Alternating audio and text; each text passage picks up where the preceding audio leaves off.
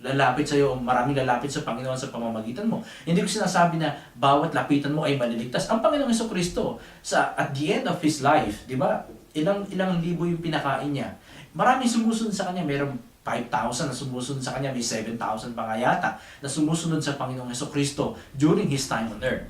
Because Christ was filled with the Holy Spirit. Alam natin yun. Natatalakayin natin yan later on, yung Espiritu Santo sa buhay ng Panginoong Hesukristo. Pero 5,000, pinakain niya. Sumusunod sa kanya, disciple niya yun. At the end of his life, ang natira lamang 120. Pero yung 120 na yun ay sigurado. They were effective. Ibig sabihin, kahit napuspos tayo ng Espiritu Santo, hindi garantiya na lahat ng lalapitan natin ay maliligtas. Ang sinasabi ko, we have more power, meron tayong mas makapangyarihan na pagmiministeryo. Mas malaki ang tsansa na tayo ay makapag-akay ng kaluluwa sa Panginoon. Katulad ng testimony dito ni Bernabe. At ganun din, maraming mga nag-testify na nung sila ay napuspos ng Espiritu Santo, sila ay nakakita ng mas maraming kaluluwa na nailapit nila sa Panginoon. Ang Panginoong Hesukristo, bagamat 120 lang, yung kanyang yung natira na disciple niya, yung 120 na yun ang talagang nagpaikot ng mundo sa pamamagitan nila na ipangaral ang ebanghelyo doon sa kanilang mundong ginagalawan. At yung 120 na yun ay siguradong mga alagad. Talagang sila ay mabibisa. They are effective workers of God. They are effective disciples. They are true believers at believers on fire. At hindi yun mga kabataan, ha? Isipin niyo, tandaan natin na hindi lahat niyon ay mga kabataan.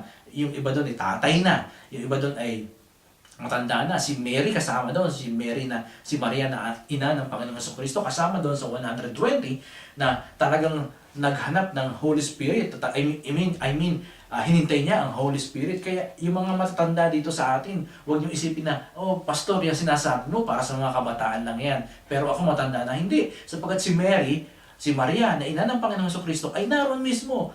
She waited. Naghintay rin siya para sa kapuspusan ng Holy Spirit at walang pinipili ang Holy Spirit. Walang pinipili ang Espiritu Santo. Kay bata man o matanda, dapat tayong mapuspos ng Espiritu Santo. Ngayon, nabanggit ko na yung tatlo na yun tungkol sa mananampalataya. Ang mananampalataya ay mayroong Espiritu Santo.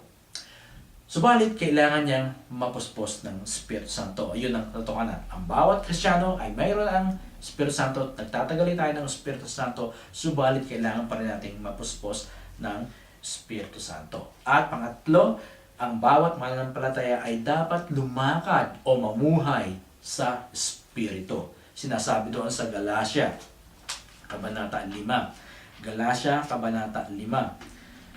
Na tayong mga mananampalataya ay kailangang lumakad o mamuhay sa Espiritu. Sabi ni Pablo sa Galatia, Kabanata 5:16, ito ang sinasabi ko sa inyo, ang Espiritu ang gawin ninyong patnubay sa inyong buhay at huwag ninyong sundin ang pita ng laman. Sa English, ang pagkakasabi, live by the Spirit and you will not gratify the desires of the flesh. Or walk in the Spirit so that you will not gratify the works of the flesh. Mamuhay kayo sa Espiritu upang hindi nyo pagbigyan ang gawa ng laman. Kailangan nating mamuhay sa Espiritu. Ang ibig sabihin ng mamuhay sa Espiritu, sabi ng isang manunulat, to live in the Spirit is to live under the influences of the Holy Spirit.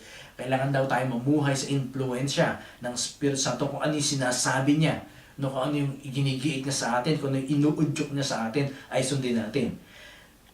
To live under the influences of the Holy Spirit, admit those influences fully into your hearts.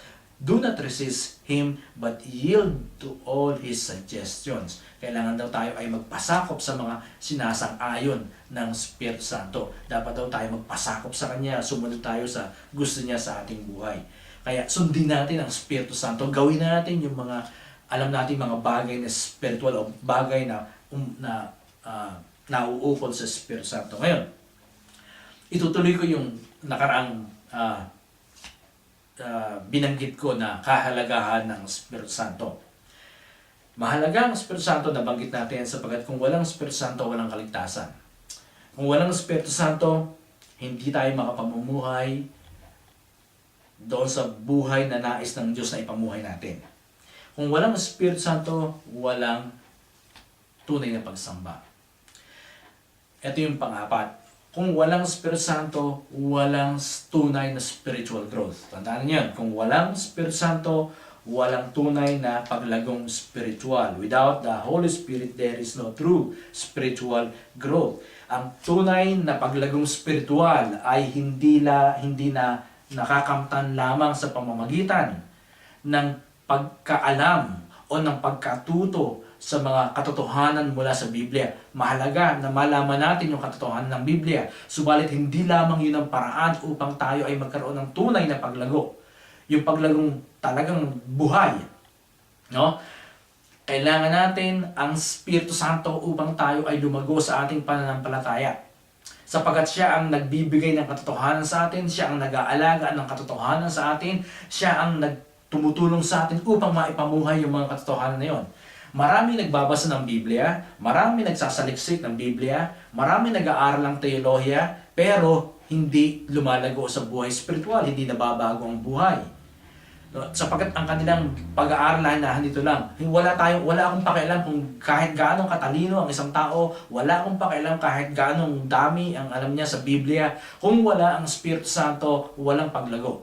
Hindi yun ang nais ng Diyos. Ang nais ng Diyos, alamin natin ang katotohanan at tayo ay mamuhay sa Espiritu.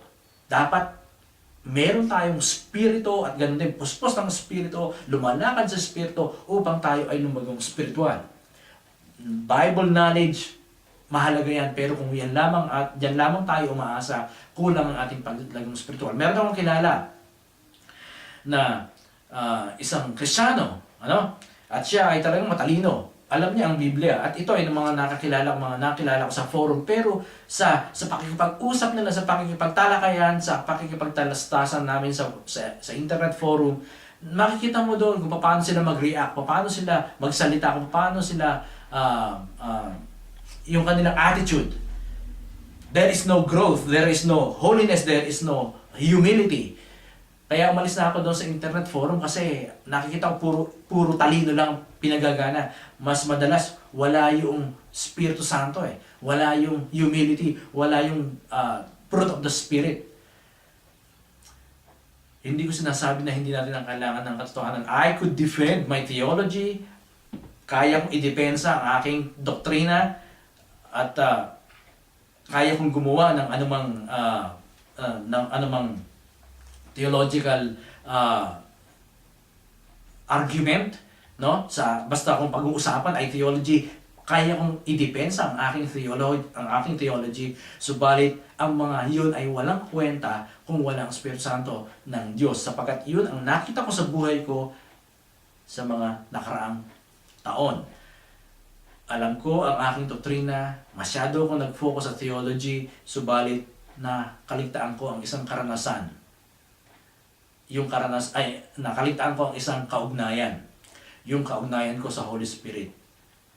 But when I started to realize that I need my relationship with the Holy Spirit to be renewed again, doon muli nabuksan ang aking mata. Mas nagkaroon ako ng heart sa salita ng Diyos in a way na ang focus ay yung paglago at ganun din yung pagmamahal sa Panginoon. Ulitin ko, hindi masama at kailangan natin na mag-aral doktrina sapagkat sa Biblia rin itinuturo na kailangan natin na maging matibay sa ating doktrina at sa katotohanan ng Diyos. Subalit kailangan din natin ang Holy Spirit. Without the Holy Spirit, there is no spiritual growth. Kung wala ang Espiritu Santo ng Diyos, walang paglagong spiritual. Kayo mga kabataan, natutuwa ako sapagkat dumadami ang kabataan sa church. Nakita ko yung inyong pictures na ipinadala sa akin.